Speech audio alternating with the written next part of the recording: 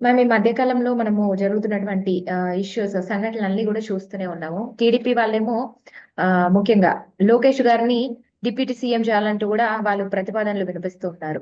ఇక టీడీపీ వాళ్ళకి గాని, జనసేన వాళ్ళకి గాని పవన్ కళ్యాణ్ గారు ఒక లేఖ కూడా రాయడం అయితే జరిగింది. అసలు మీరెవరు కూడా దీనికి సంబంధించి ఎవరు మాట్లాడడానికి వీల్లేదంటూ కూడా ఆయన చెప్పారు. ఇప్పుడు టీడీపీ వాళ్ళు ఇలా మాట్లాడడమే కావచ్చు.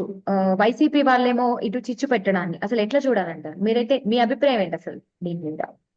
రాజకీయంగా ఎప్పుడు ఎలాంటి టర్న్ తీసుకునిద్ది అనేది ఎవరని చెప్పలేమండి. ఇది రాజకీయం అనేది నిరంతరంగా మార్పులు, చేర్పులు గురవుతుండే ప్రక్రియ. అందులో ఎస్పెషల్లీ ప్రాంతీయ పార్టీలు లీడ్ చేసేటువంటి రాష్ట్రాల్లో ఇది ఎక్కువగా ఉండిద్ది. అట్లాంటప్పుడు ఆంధ్రప్రదేశ్‌లో కూటమిగా ఏర్పడి అధికారంలోకి వచ్చాం కాబట్టి, అన్ని పార్టీల నుంచి కూడా సమన్వయంతో ముందుకెళ్ళటం చాలా అవసరం. అలాంటి సమన్వయ లోపం గనక జరిగితే ప్రతిపక్ష పార్టీ అంటే వైరి పార్టీగా ఉన్నటువంటి పార్టీ మళ్ళీ బలం పుంజుకునే అవకాశం డెఫినెట్‌గా ఉండిద్ది. కాబట్టి పార్టీ నాయకత్వాలు అంతర్గతంగా చర్చించుకొని ఇచ్చేటువంటి పదవులు, తీసుకునే నిర్ణయాల గురించి బహిరంగ వేదికల మీద చర్చించడం అనేది 100% పొత్తుకి విఘాతం కల్పించే అంశంగానే ఉండిద్ది. పొత్తు ఏర్పాటుకు కారణం ఏంటి ప్రధానంగా? రాష్ట్రం ఆర్థికంగా వెనకబడిపోతుంది. అన్ని వ్యవస్థలు కూడా అవినీతిమయమైపోతున్నాయి. ప్రతి వ్యవస్థలో కూడా రాజకీయ జోక్యం, కుల జోక్యం, డబ్బులు ఇలాంటి వాటన్నిటి జోక్యం పెరిగిపోతుంది. సామాన్యుడు ఇంకా కిందకి దిగజారిపోతున్నాడు. అవినీతిపరుడు ఇంకా పైకెళ్ళిపోతున్నాడు. ఈ అంతరాలను తగ్గించాలి. ఈ క్రైమ్‌ని కట్టడి చేయాలి. ఈ అవినీతి వ్యవస్థలను కట్టడి చేయాలనేటువంటి ఉద్దేశంతోటి క్లియర్‌గా పొత్తు ఏర్పాటు చేసుకొని అధికారంలోకి రావడం జరిగింది. ఈరోజు మనం ఏ మాటలైతే చెప్పి ప్రజలకి వాళ్ళ నుంచి ఓట్లేయించుకొని అధికారంలోకి వచ్చామో, ఇవాళ వాటిని పక్కన పెట్టేసి ఇంకొక అంశాన్ని అంటే ప్రజలకు అవసరం లేని అంశాలు ఇవన్నీ కూడా రాజకీయ నాయకులుగా ఉండే వాళ్ళకి అవసరం అయ్యుండొచ్చు. కాదనం మేము.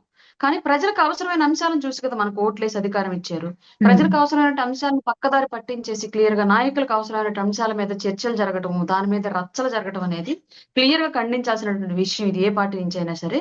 ఆ ఇనిషియేషన్ ప్రధానంగా పవన్ కళ్యాణ్ గారు తీసుకొని మొన్న ఒక మెసేజ్ ద్వారా మా అందరికి ఇవ్వడం కానివ్వండి, ఆ టాపిక్ మీద ఇంకెప్పుడు కూడా డిబేట్లు చేయొద్దు. మీరు ఇంకా రిటర్న్ కౌంటర్‌లుగా చేయొద్దు అని చెప్పడం కానివ్వండి. ఇవాళ మళ్ళీ బహిరంగంగా అన్ని పార్టీలకు కూడా తెలిసే విధంగా మా పార్టీ తూచా తప్పకుండా ఆచరించే విధంగా ఒక లెటర్‌ని వదలటం కానివ్వండి. క్లియర్‌గా ఒక ప్రజాస్వామ్య వ్యవస్థలో ప్రజల కోసం నాయకుడైనటువంటి వ్యక్తి ఎలా వ్యవహరించాలో అలాగే వ్యవహరించారు ఇవాళ పవన్ కళ్యాణ్ గారు. ఉమ్. ఇప్పుడు పవన్ కళ్యాణ్ గారికి డిప్యూటీ సీఎం అన్నది ఒక హోదా, అదొక హుందాతనం. ఇక లోకేష్ గారికి అంటే ఇచ్చే అవకాశాలు ఏమైనా ఉన్నాయంటారా?